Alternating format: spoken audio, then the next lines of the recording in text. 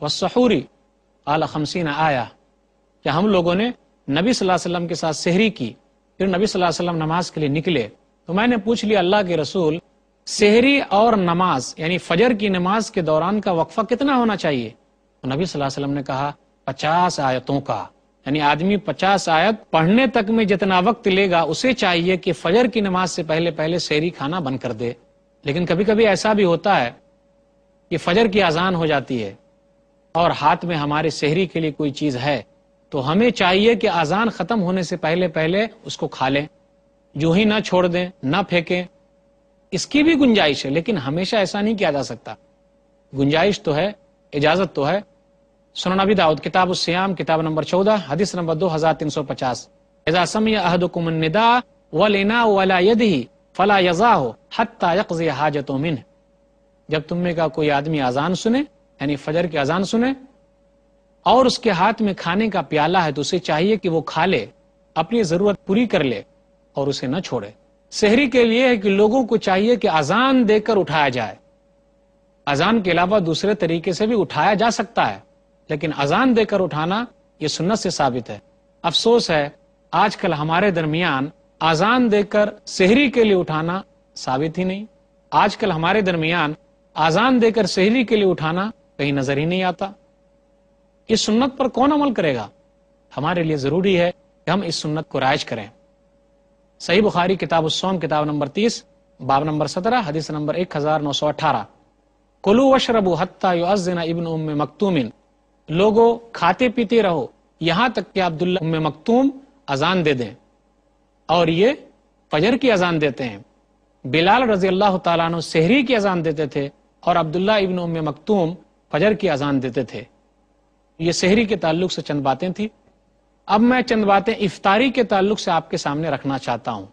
وہ یہ ہے، اللہ نے کہا ثم اتموا الصیام الی اللیل، سورہ بقرہ سورہ نمبر 2 آیت نمبر 187، کہ تم اپنے روزے پورا کرو رات تک، یعنی سورج کے غروب ہونے تک۔ رات کا لفظ تو آیا ہے، لیکن رات عربی زبان میں سورج کے ڈوبتے ہی شروع ہو جاتی ہے۔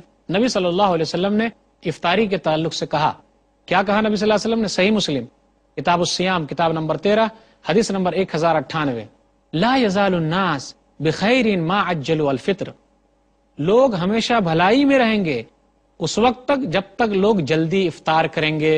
اب یہاں غور کیجئے، بہت سارے لوگ احتیاط کے نام پر 5 منٹ افطاری میں دیر کرتے ہیں، کہیں 10 منٹ لوگ دیر کرتے ہیں۔ ہاں سحری میں تو یہ جائز ہے کہ 5 منٹ 10 منٹ پہلے ہم چھوڑ دیں، لیکن افطاری میں وہ چیز ثابت نہیں ہے۔ افطاری میں جیسے ہی سورج ڈوبا ہمارے لیے ہے کہ ہم جلدی افطار کر لیں۔ سحری کے لیے تھا کہ ہم صبح صادق تک کھا سکتے، اور افطاری کے لیے ہے کہ سورج ڈوبتے ہی ہم فوراً افطار کر لیں، اور ہمیشہ وہ لوگ بھلائی میں رہیں گے جو جلدی افطار کریں گے۔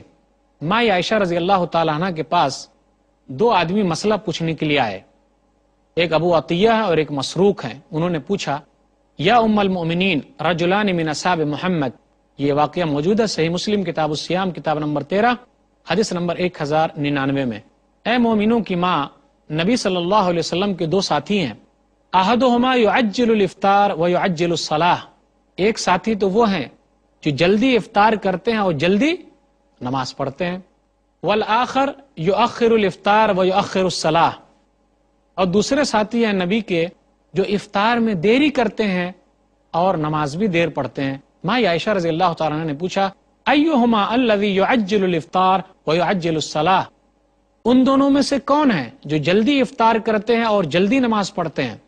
ان دونوں آدمیوں نے کہا عبداللہ یعنی ابن مسعود، یعنی عبداللہ بن مسعود جلدی افطار کرتے ہیں اور جلدی نماز پڑھتے ہیں۔ لیکن جلدی کا یہ معنی بھی نہیں ہے کہ سورج ڈوبنے سے پہلے ہی ہم افطاری کر لیں، یہ بھی سوچ کے چلنا ہے۔ سورج ڈوب جائے تو فوراً ہم افطار کر لیں۔ تو ماں عائشہ رضی اللہ تعالیٰ عنہ کہتی ہیں، کذالک کان یصنع رسول اللہ، کہ رسول اللہ صلی اللہ علیہ وسلم ایسے ہی افطاری کرتے تھے، یعنی رسول اللہ صلی اللہ علیہ وسلم جلدی افطاری کرتے تھے۔ ایک راوی ہیں ابو قریب، انہوں نے ذکر کیا کہ جو لیٹ افطاری کرتے تھے وہ ابو موسیٰ تھے۔ افطاری کے تعلق سے یہ بھی ہے کہ ہمیں جو چیز میسر آ جائے تو ہم اس سے افطاری کریں، لیکن کھجور سے افطاری کرنا اچھی چیز ہے۔ کھجور نہ ملے تو چھہارے سے افطاری کریں، چھہارا نہ ملے تو پانی سے افطاری کریں، لیکن نمک سے افطاری کرنا یہ سنت سے ثابت نہیں ہے۔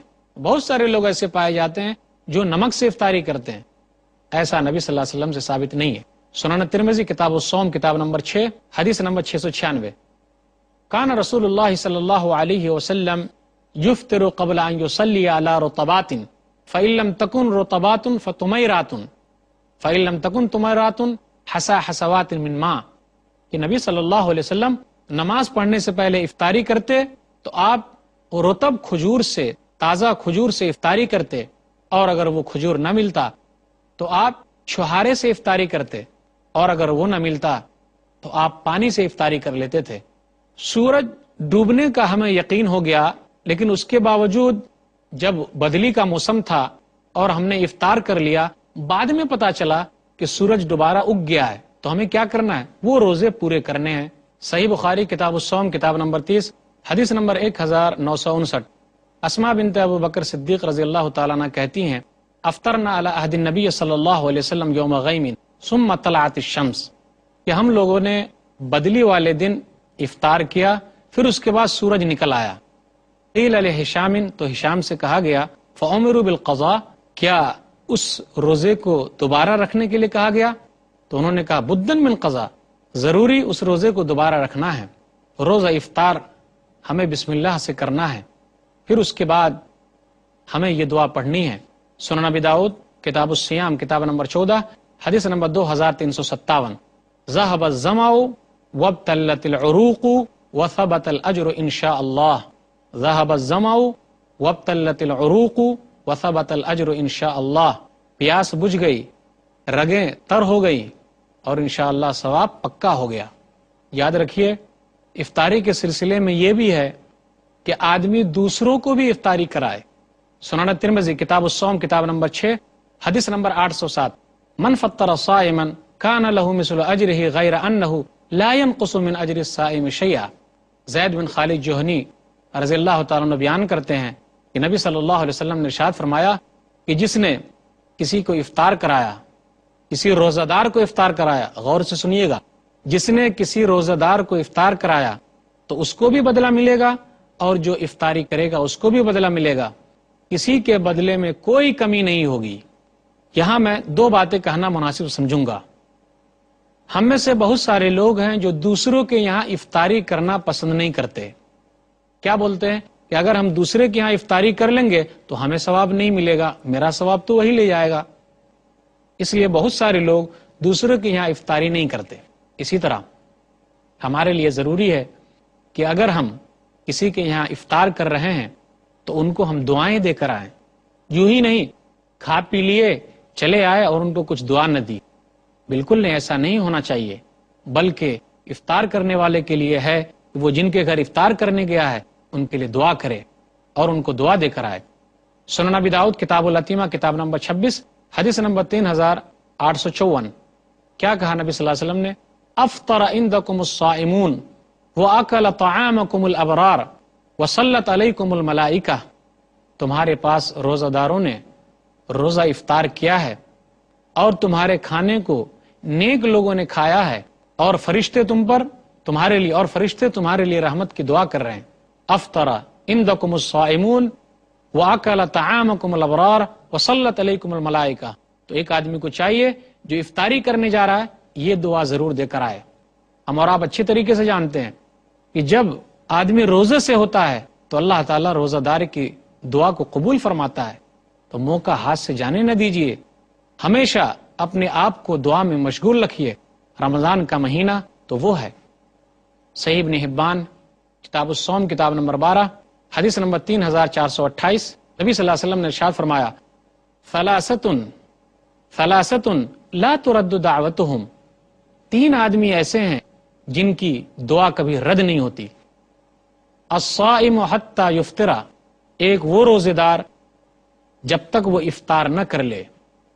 روزہ دار کے لیے ہے کہ وہ روزہ رکھتے ہوئے اللہ سے دعا مانگے، جب تک وہ افطار نہیں کر لیتا اس وقت تک اس کے لیے یہ مہلت ہے کہ اللہ تعالیٰ اس کی دعا میں یہ تاثیر رکھتے کہ وہ جو مانگے اللہ اس کو قبول فرما لے۔ والامام العادل دوسرا آدمی وہ ہے جو انصاف پسند آدمی ہو، ودعوت المظلوم، اور تیسرا وہ آدمی جس پر ظلم کیا گیا ہے، اگر وہ دعا کر لے تو اللہ تعالیٰ اس کی دعا کو قبول فرما لے۔ تو ناظرین، میں نے نیت کے تعلق سے پہلے یہ کہا کہ عبادت کے اندر جو عبادتیں توقیفی ہے، نبی صلی اللہ علیہ وسلم سے حج کے علاوہ کسی اور میں زبان سے نیت ثابت نہیں ہے، اس لیے سنت پر عمل کرتے ہوئے ہمارے لیے ضروری ہے کہ ہم دل سے نیت کریں۔ سحری کے تعلق سے میں نے کہا یہ برکت کی چیز ہے، لوگوں کو چاہیے کہ سحری کھائے، اور یہ اہل کتاب مسلمانوں کے روزے کے درمیان تفریق کرنے والی چیز ہے، اور سحری کے وقت جو دعا مانگی جاتی ہے اللہ تعالیٰ اس کو شرف قبولیت بخشتا ہے۔ اسی طرح افطاری کے تعلق سے میں نے کہا کہ آدمی کو چاہیے جلدی افطار کرے، اور جلدی افطار کرنا ہی اہم ہے، اسی میں بھلائی ہے، اور امت ہمیشہ اسی میں بھلائی میں رہے گی۔ افطاری دوسروں کو بھی کروائیں، ان کے لیے دعائیں دیں، اور رمضان کا مہینہ تو ایسا ہے کہ روزہ دار کے لیے ہمیشہ کھلا ہوا ہے کہ وہ دعائیں کرے۔ تو یہ چند باتیں تھیں، اللہ تعالیٰ سے دعا ہے کہ اللہ تعالیٰ ہم لوگوں کو صحیح نیت، سحری کھانے اور افطاری کرنے اور کرانے کی توفیق دے۔ آمین وآخر دعوانا الحمدللہ رب العالمین، وصلی اللہ علی نبینا محمد وآلہ وصحبہ اجمعین، والسلام علیکم ورحمۃ اللہ وبرکاتہ۔